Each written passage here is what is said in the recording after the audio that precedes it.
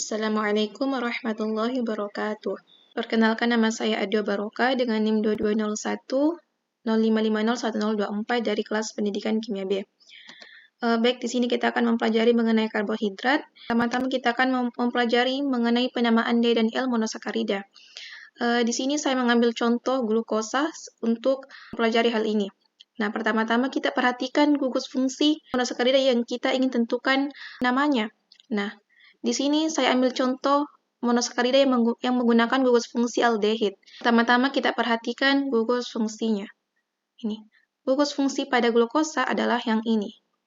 Gugus aldehid.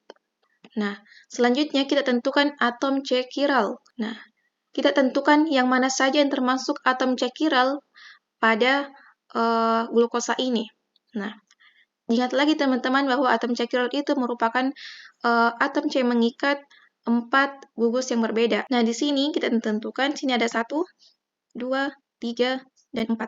Nah, atom C chiral yang pertama itu adalah atom C yang paling dekat dengan gugus fungsi. Nah, selanjutnya kita tentukan atom C chiral yang paling jauh dari gugus fungsi, yaitu gugus fungsi aldehid.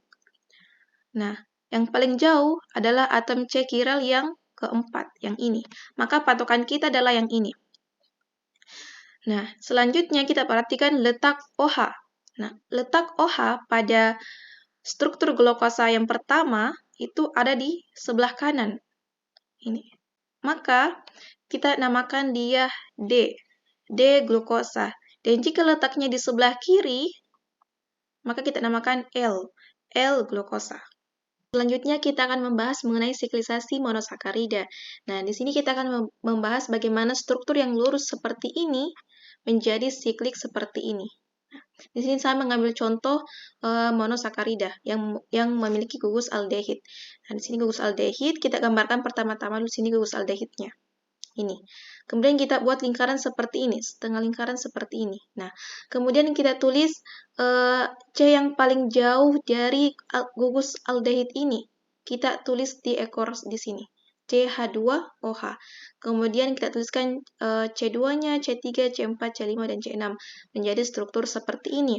Nah, kita perhatikan bahwa pada proyeksi Fischer-nya, OH-nya itu berada di sebelah kanan. Nah, jika OH-nya berada di sebelah kanan, maka kita tulis di bentuk sikliknya itu OH-nya berada di bawah.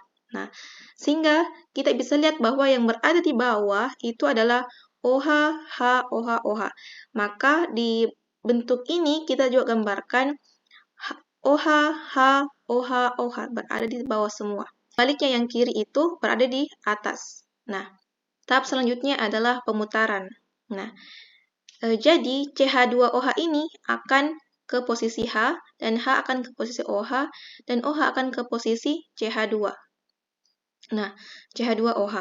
Nah, akan menjadi strukturnya seperti ini. Nah, selanjutnya, gugus OH ini akan bereaksi dengan gugus aldehid di sini. Yang pada akhirnya,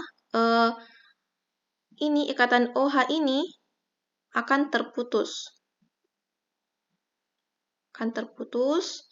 Dan O akan mengikat H. Nah, sehingga ini tinggal O, dan di sini tinggal C rangkap 1. Karena C itu mempunyai 4 elektron valensi, sehingga dia harus mengikat 4 atom, maka di sini akan menjadi siklik. Dia akan mengikat O di sini. Nah, sehingga menjadi strukturnya seperti ini. Baik, selanjutnya kita akan membahas mengenai mutarotasi monosakarida. Nah, teman-teman, jadi monosakarida itu juga dapat mengalami yang namanya mutarotasi. Nah, di sini kita lihat gugus OH pada struktur ini berada di bawah. Nah, jika gugus OH-nya ini berada di bawah, maka kita namakan dia alfa. Alfa D-glukopiranosa. Nah, selanjutnya kita bayangkan semisal O ini akan mengikat H ini. Nah, sehingga akan menjadi struktur yang seperti ini. Nah, selanjutnya O ini akan menyerang gugus aldehid.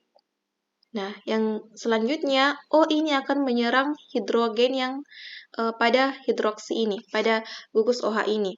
Yang pada akhirnya OH ini berada di atas. Nah, jika OH ini berada di atas, kita namakan beta. Beta deglukopiranosa. Selanjutnya ada beberapa pertanyaan terkait materi sebelumnya. Yang pertama, mengapa nama D atau L tidak selalu sama dengan putaran cahaya ke kanan atau ke kiri? Jadi, nama D dan L itu soal bentuk dasar molekulnya atau strukturnya, bukan soal putaran cahaya. Nah, putaran cahaya itu sifat lain lagi, tergantung banyak faktor lain di monosakarida itu. Jadi, bisa saja namanya D, tapi memutar cahaya ke kiri, atau namanya L namun memutar cahaya ke kanan.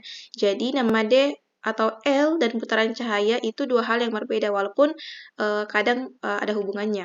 Kemudian mengapa kita pakai huruf D dan L untuk nama gula atau untuk nama monosakarida? Jadi huruf D dan L itu seperti tanda untuk membedakan bentuk dasar dari gula itu atau monosakarida.